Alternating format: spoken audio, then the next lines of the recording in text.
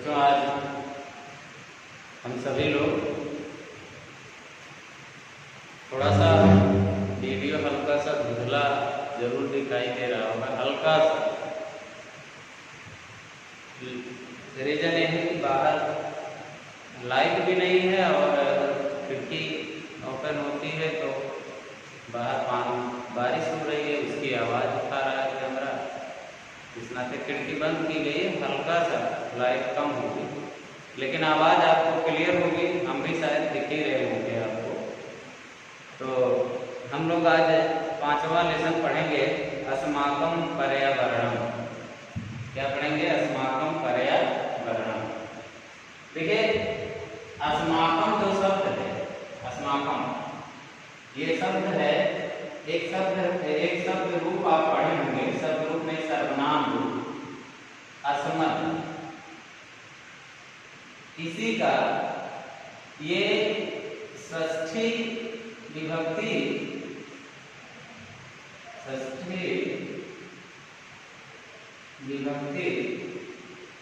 और बहुवचन का रूप। किसका रूप है? बहुवचन का रूप। षष्ठी विभक्ति बहुवचन का रूप, जिसका अर्थ होता है हमारा। क्या अर्थ होता है? हमारा। और एक शब्द शीर्षक में और पर्यावरण। पर्यावरण, इसमें जब इसका संधि विच्छेद करेंगे तो पर धन आवरण, पर धन आवरण क्या बनेगा? पर्यावरण। अब यहाँ पर जो है ये अव्यय। क्या है? अव्यय। और जब हम इनका संधि करेंगे, क्या करेंगे? संधि। तो आप देखिए, यह संधि में इको यणच होता है कि मतलब ई के स्थान पर या।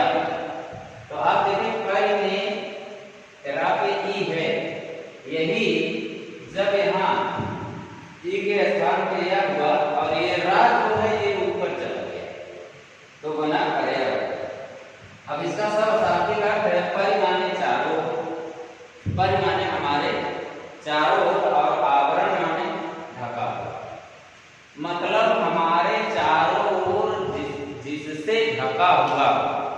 अब आप जरा विचार करिए, हमारे चारों ओर क्या, किससे ढका हुआ?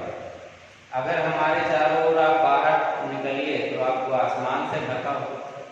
आसमान में हवा है। अगर नीचे की तरफ जाइए या ऊपर आसमान में देखिए तो पानी से ढका हुआ है, हवा से ढका हुआ है, प्रकाश से ढका हुआ है। ये सब क्या है? ये सब हमारे पर्यावरण के अंतर्गत आ रहे हैं। ये जो पृथ्वी है ये विभिन्न प्रकार की वनस्पतियों से ढकी हुई, जीव जंतुओं से ढकी हुई, ये सब हमारे पर्यावरण के अंतर्गत आते हैं। पर्यावरण। तो आज हम इस चैप्टर में, पर्यावरण चैप्टर आपके पाठ में इसलिए दिया गया, जहाँ तक मेरा मानना है कि आज के समय में ये बेहद जरूरी एलिमेंट हो गया है। क्योंकि हमारा रहन सहन का जो तरीका है वो इतना इस समय गड़बड़ हो गया है। हम लोग अपने सुख सुविधाओं के लिए अनेक ऐसी वस्तुओं का उपयोग करते हैं तो प्रत्यक्ष रूप में वो हमें सुविधा देती है, लेकिन अप्रत्यक्ष रूप से कहीं ना कहीं वो हम ही को नुकसान करती है।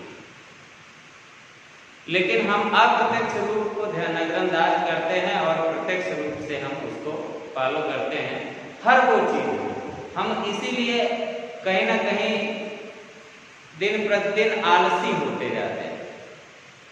हम सभी के दिमाग में एक चीज है कि हमारे घर सुख सुविधा खूब हो जाए, और सुख सुविधा होने पर आदमी क्या होता है? आलसी होता जाता है।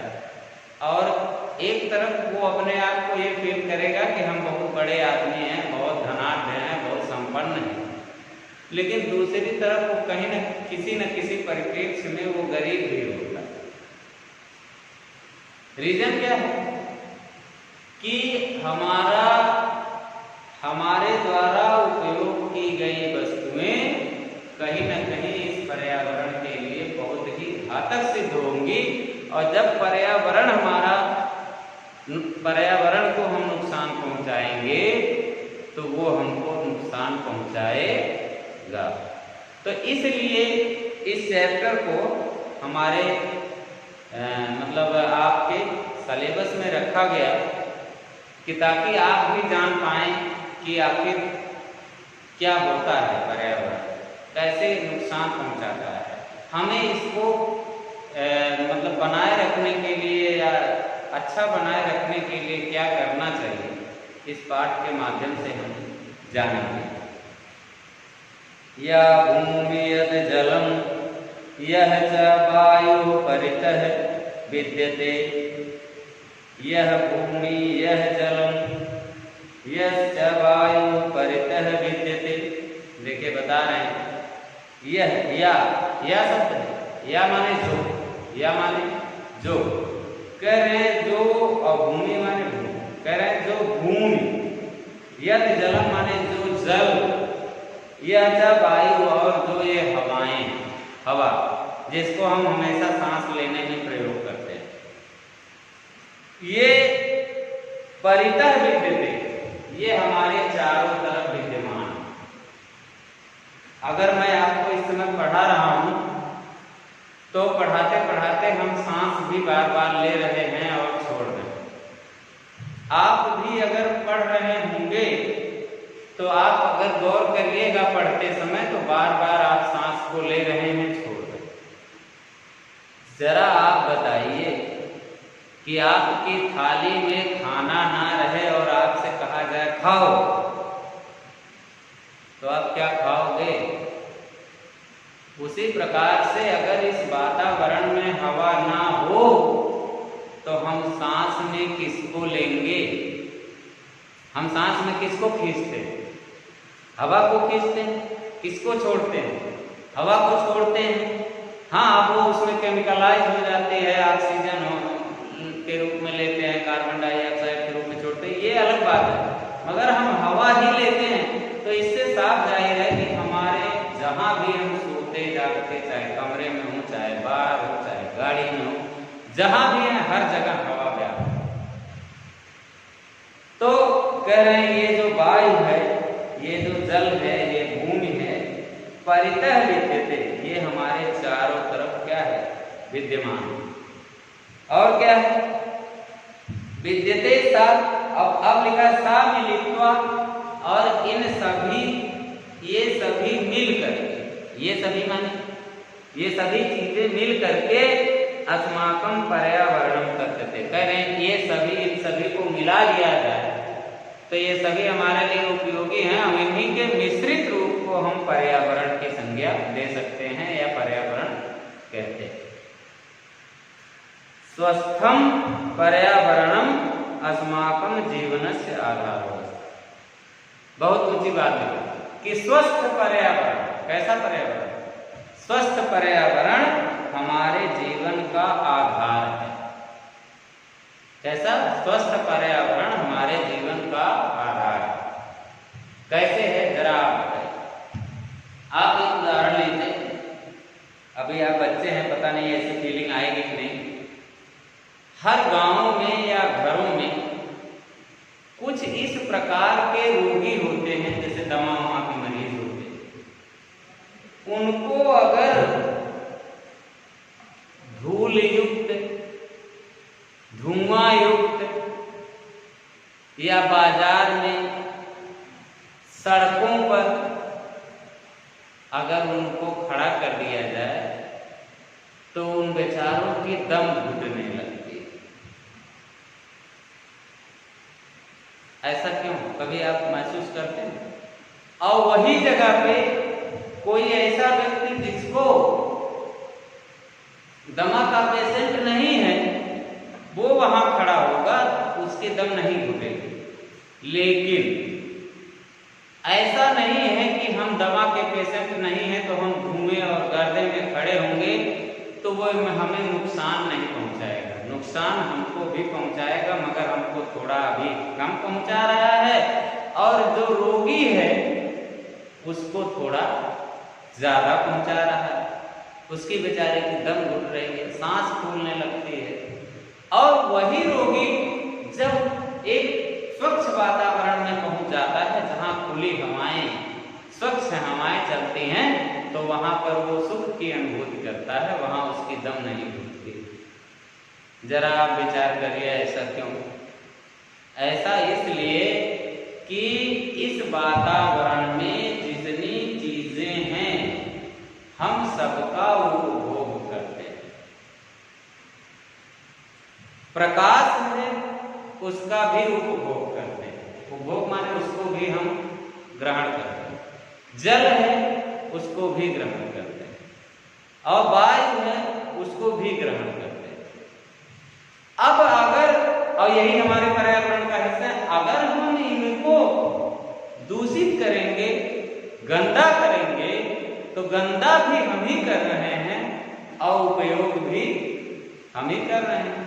तो स्वाभाविक सी बात है कि अगर हम अपने घर में फ्रिज और एसी चलाते हैं तो उससे कोई ना कोई गैस जरूर निकलती होगी, और ये गैसें हानिकारक होती हैं, और ये कहाँ जाती हैं? हवा के साथ हमारे वातावरण में जाकर के मिल जाती है, नहीं मिल जाती। और फिर हम क्या करते हैं? उसी को पीते हैं। पीते हैं माने नाकों से पीते हैं, नाक से पीते हैं। दूसरा उदाहरण आप लीजिए कि इस समय सबके खेतों में धान की फसलें लगाई गई हैं, लगाई गई नहीं, और खेतों में खरपतवार हो जाते हैं। तो पहले के समय में खरपतवार को निकालने के लिए मजदूरों को लगाया जाता था, वो खुरपा हंसिया लेकर खरपतवार को काटते थे, नहीं काटते थे। लेकिन आज क्या हो गया? आज मनुष्य आलसी हो गया, या सभी लोगों सब लोग काम नहीं करना पसंद करते हैं, तो बुद्धिजीवी वर्गों ने, कुछ पढ़े लिखे लोगों ने ऐसे रासायनिक केमिकल्स बनाए, ऐसी दवाएं बना दिए कि उसको मशीन के माध्यम से उस पौधे को पिला दिया जाता है, माने छिड़काव कर दिया जाता है ऐसे ऐसे ऐसे। और छिड़काव करने के बाद जब क्या होता है, वो पौधा उसको पी लेता है, तो पता चला कि वो पौधा 2 दिन 3 दिन बाद मुरझाने लगता है, और 1 हफ्ते 10 दिन में वो पौधा पूर्णतः मर जाता है। तो इससे अपना एक स्वार्थ तो सिद्ध हुआ कि हमारे धान के खेत में से खरपतवार तो नष्ट हो गया, लेकिन जरा बताइए कि जो पौधा नष्ट हुआ उसका अपशिष्ट, उसकी जड़ जमीन से लगी हुई, और जब जमीन से लगी हुई है और बारिश हो रही है, पानी बरसेगा, तो वो केमिकल पानी में मिक्स नहीं होगा? बोलिए, मिक्स होगा ना?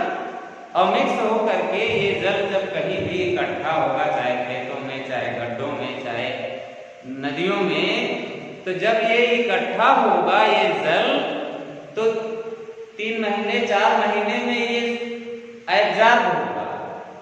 कुछ सूर्य के प्रकाश से भाप बनकर उड़ेगा, वो भी हमारे वातावरण में ही जाएगा, और कुछ धरती सोख करके जमीन के नीचे ले जाएगा। अब बताइए, केमिकलाइज पानी जमीन के नीचे जा रहा है और केमिकलाइज जल ऊपर जा रहा है, वाष्पीकरण होगा। अब हम आप उसका उपभोग नहीं कर रहे हैं। हैंड पाइप चलाए, टुल्लू चलाए, और हाली हाली 1 गिलास पानी निकला, गट गट गट गट पी, और 1051 रोग हमको होता है उससे। बोलिए, तो ये कौन कर रहा है? ये मनुष्य, मतलब जीव अपने लिए वर्तमान में फायदे, मतलब कहते हैं कि क्षणिक सुख के लिए बहुत बड़ा दुख पाल रहा है मनुष्य, कि वर्तमान में मेरा काम हो जाए में हमारी आद औलाद भले परेशान हो जाए। बोलिए ये क्या कर रहे हैं हम लोग वातावरण को ही गंदा कर रहे हैं। तो यही चीज इस लेसन में बताया गया कि स्वस्थम पर्यावरणम अस्माकं जीवनस्य आधारो अस्ति। स्वस्थ पर्यावरण हमारे जीवन का आधार है। और पर्यावरणस्य च आधारः पुष्पिताः पल्लविताः वृक्षाः सन्ति। और कह रहे हैं इसको साफ करने का, इसको स्वच्छ रखने का कार्य किसका है? तो लिखे हैं जो पुष्पिता माने फूले हुए, पल्लविता माने फले हुए, फूले हुए और फले हुए, वृक्षाः माने जो वृक्ष हैं, भवंत माने होते हैं, ये इनके आधार है, माने ये पर्यावरण को स्वच्छ रखने का कार्य करते हैं। क्या करते हैं? स्वच्छ रखने का कार्य। और वृक्षा प्राण वायु, करें वृक्षों के द्वारा प्राण वायु प्रदान की जाती है। प्राण वायु माने स्वच्छ वायु, जिसको हम ऑक्सीजन कहते हैं। हमारे वातावरण में क्या है? ऑक्सीजन है। हम सांस लेते हैं, क्या लेते हैं? ऑक्सीजन लेते हैं। तो कह रहे हैं कि ये वृक्ष प्राण वायु के रूप में ऑक्सीजन प्रदान करके पर्यावरण स्वस्थम कुर्वन्ति माने हमारे पर्यावरण को स्वस्थ करते हैं। और हम क्या करते हैं? हम प्रदूषित करते हैं। हम खुले में शौच कर देंगे, जाके गंदी गैसें पर्यावरण में मिलेंगी। हम क्या करते हैं? हम घर पे पशु वगैरह मर जा रहे हैं, ले जाके खुले मैदान में ऐसे छोड़ देते हैं, वो 15 दिन तक सड़ते हैं, कर नहाते हैं उसकी गैसें। हवा चलती है तो जिधर हवा जाती है उधर वो गैस भी जाती है। सब लोग कहते हैं लग रहा है बीमारा हुआ है यहाँ पर नहाना। हम आप क्या कर रहे हैं? उसको गंदा कर रहे हैं। और ये जो वृक्ष देवता लोग हैं, ये लोग इसको स्वस्थ कर रहे हैं, मतलब साफ सुथरा कर रहे हैं। किसके लिए? हमारे। अब आप जरा बताओ कि हम ही लोग जिसको खाते हैं उसी को गंदा करते हैं। तो यहाँ लिखा कि वृक्षा प्राण वायु ऑक्सीजनम प्रदान, माने वृक्ष जो हैं वो प्राण वायु के रूप में ऑक्सीजन को प्रदान करते हैं और पर्यावरण को स्वस्थ करते हैं। प्रत्येक प्राणी श्वसन क्रियायाम ऑक्सीजनम प्राणवायु गृह्णाति। प्रत्येक जीव, प्रत्येक प्राणी क्या करता है? अपने श्वसन क्रिया के दौरान, माने सांस लेने के दौरान ऑक्सीजन या प्राणवायु को ग्रहण करता है, लेता है। और कार्बन डाइऑक्साइड वही विसर्जित, और वही हवा जब हमारे शरीर के अंदर चली जाती है तो हमारे शरीर से कुछ ऐसे एलिमेंट होते हैं जिसमें वो फर्टिलाइज हो जाती है और फिर वही हवा बाहर निकलती है, तो कार्बन डाइऑक्साइड के रूप में निकलती है। और क्या करते हैं? जब कार्बन डाइऑक्साइड छोड़ते हैं तो वृक्षों के द्वारा दिया जाने वाला ऑक्सीजन मेरे लिए वरदान है, और मेरे द्वारा छोड़ी गई जो कार्बन डाइऑक्साइड गैस है वो वृक्षों के लिए वरदान है, वो वृक्ष का भोजन है। तो कार्बन डाइऑक्साइड वायु क्रमिक, मतलब वृक्ष जो है वो कार्बन डाइऑक्साइड लेते हैं। मतलब हम जैसे को तैसा, मतलब वृक्ष हमें हवा देते हैं हमारे उपयोग, तो हम उनको देते हैं उनके। ऑक्सीजन वायु विसर्जित, और क्या है? ऑक्सीजन को छोड़ते हैं और कार्बन डाइऑक्साइड को लेते हैं। अगर वृक्ष पेड़ पौधे कार्बन डाइऑक्साइड ना लें तो हमारे वातावरण में जब कार्बन डाइऑक्साइड की अधिकता ज़्यादा हो जाएगी तो एक समय आएगा कि ओजोन लेयर फट जाएगी और सूर्य का प्रकाश सीधा धरती पर पड़ेगा और तापमान इतना अधिक हो जाएगा कि सब लोग फुटफुटा करके खत्म हो जाएंगे। ना तो पेड़ रहेंगे, ना वनस्पतियाँ रहेंगी, ना जीव रहेंगे, ना हम रहेंगे, ना आप रहेंगे। सोच लीजिए कि कितनी बड़ी बात है। और क्या हुआ? अनेन पर्यावरणम, कह रहे इस पर्यावरण को से स्वस्थम भवति, माने हम स्वस्थ होते रहते हैं। और पर्यावरण वृक्षा संतुलनम संपादयन्ति, और कह रहे इस पर्यावरण में वृक्ष जो है वो संतुलन स्थापित करते हैं। क्या करते हैं? संतुलन पैदा करते हैं। तो बच्चों आज इस चैप्टर में इतना ही। शेष भाग आपका अगले दिन मतलब पढ़ाया जाएगा भाग 2। ये आपका भाग 1 है। क्या है ये? भाग 1 था और अगले दिन भाग 2 आपको पढ़ाया जाएगा।